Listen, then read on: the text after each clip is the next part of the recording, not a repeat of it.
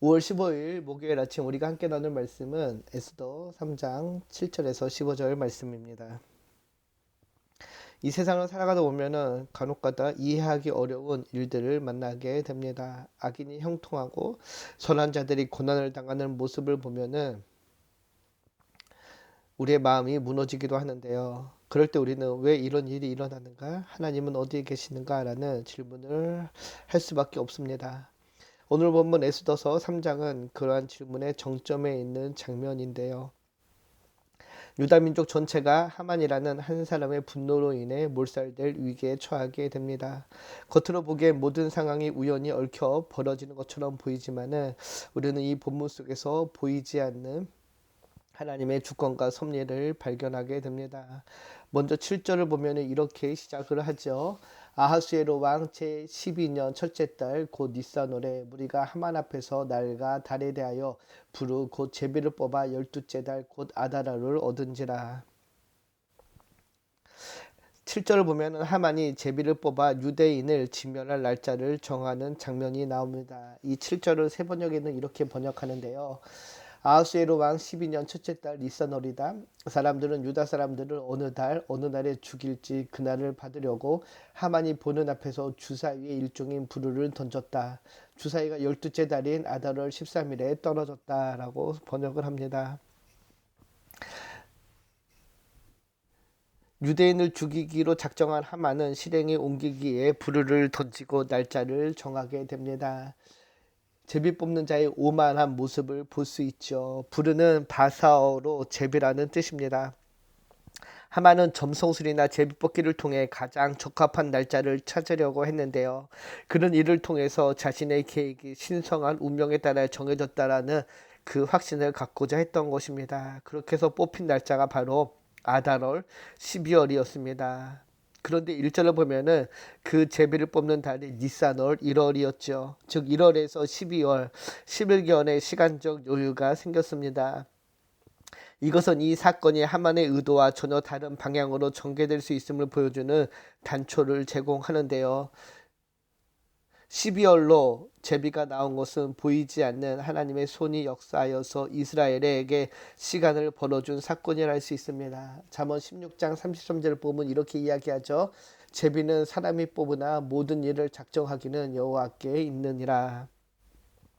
보이지 않는 하나님의 손의 역사하심입니다.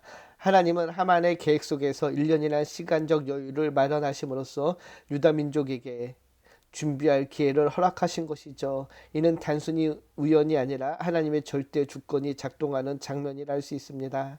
하만은 스스로 제비를 뽑았다고 생각했지만은 실상은 하나님께서 그 제비를 통해 구원의 시간을 정하신 것이었습니다.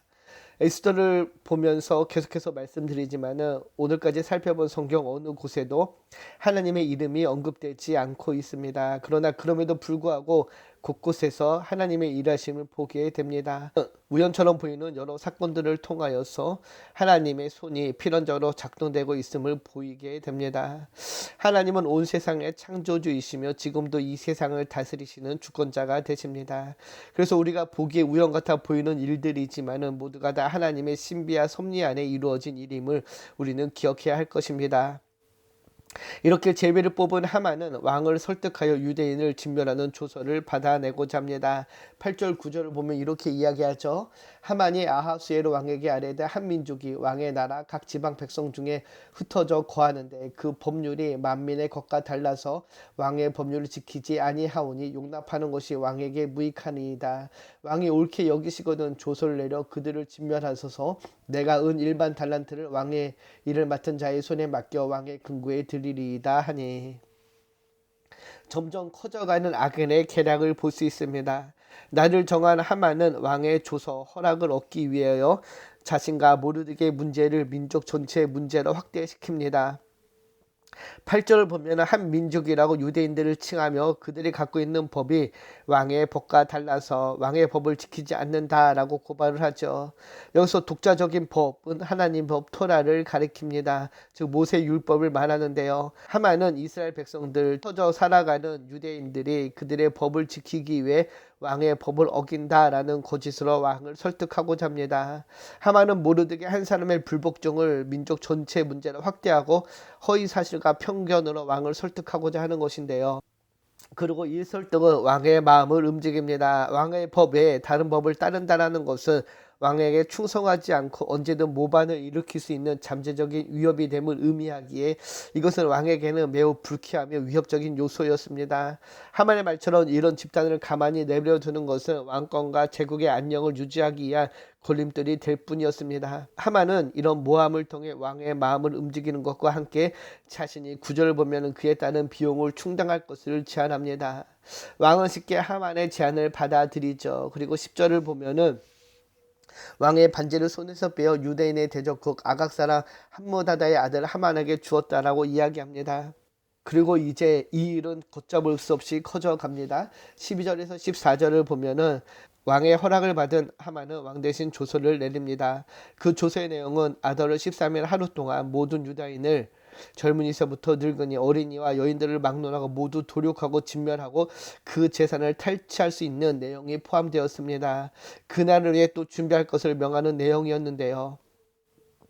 이 조서를 통해 이제 누구든지 그날 하루 이스라엘 민족 유다인을 마음대로 죽일 수 있는 동기가 부여된 것입니다. 원한을 가진 사람이 아니면 쉽게 사람을 죽일 수 없습니다. 그러나 만약 그 사람을 죽이면은 그 사람의 재산을 가질 수 있다라면은 이야기가 상황이 달라지는 것이죠. 하만은 이런 모든 것을 고려해서 조서를 내린 것인데요. 하만이 내린 조서에는 왜 유다인을 죽여야 하는지 진멸할 이유가 적혀 있지 않습니다. 오직 살인과 약탈만을 명하고 그것을 준비할 10개월의 시간적 여유를 주는 것인데요. 유다인의 입장에서는 끔찍하고 잔인한 조서일 수밖에 없습니다. 옴짝달짝하지 못하고 이제 죽게 된 것인데요. 이렇게 하만이 내린 조서로 인해 온 도성이 혼란에 빠지게 됩니다. 15절을 보면은 역졸이 왕의 명령을 받들어 급히 나가매 그 조서가 도성 수산에도 반포되니 왕은 하만과 함께 앉아 마시되 수산성은 어지럽더라. 혼란한 도성과 악인의 웃음에 대비됩니다. 조서가 발표된 후 온 나라의 긴장감이 퍼지고 어수선해지지만은 왕과 하만은 오히려 잔치를 벌입니다. 왕궁은 축제를 벌이는데 도성은 혼란스럽습니다. 이는 세상의 권력자들의 무감각함과 백성들의 불안한 심정을 동시에 드러내는 것인데요. 지금도 세상은 무지한 사람들이 고통당해도 그것을 기회 삼아 웃는 자들이 존재합니다. 이런 악인들의 웃음이 있는 것이 바로 우리가 살아가는 현실 세계인데요. 우리는 때로 오늘 본문처럼 악인이 흥하는 시대를 바라보며 하나님이 도대체 무엇을 하고 계시지 원망하고 한탄할 때가 있습니다. 그리고 정말 하나님이 계신가 의심할 때가 있습니다. 의인이 당하는 고통을 바라보며 또 하나님의 침묵을 바라보며 우리의 믿음이 흔들릴 때가 있습니다. 그러나 우리가 알아야 하는 것은 하나님은 잠잠히 계신 것이 아니라 하나님의 때를 기다리고 계신다라는 것이죠. 유다 백성의 입장에서 보면 지금은 참혹한 시간입니다.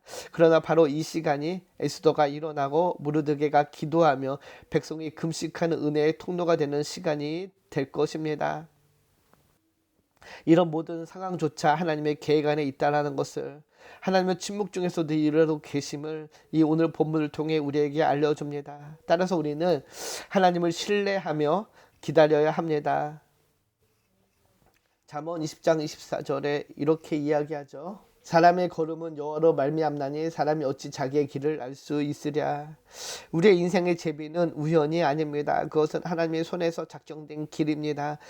하만의 제비는 하나님의 섭리 안에서 반전의 도구가 되었고 결국 그 자신이 반함정에 빠지게 됩니다. 오늘 우리의 삶 속에서도 이해할 수 없는 제비 같은 사건들이 있지만은 우리는 그 제비 넘어 역사하시는 하나님을 믿어야 합니다. 또 하나님을 신뢰함으로 순종함으로 오늘 하루를 살아가야 될 줄 믿습니다. 보이지 않는 하나님의 손길을 신뢰하며 우연처럼 보이는 오늘의 사건 속에서도 하나님의 선하신 섭리를 기대하며 살아가는 모두가 되기를 주님의 이름으로 축복합니다. 기도합니다.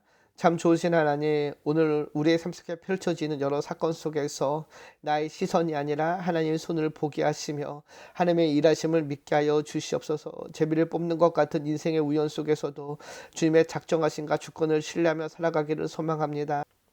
하만의 그 악한 계획조차도 구원을 위한 도구로 삼으신 주님, 오늘도 우리의 삶의 자리에서 고난과 위기도 주님의 도구가 됨을 믿습니다.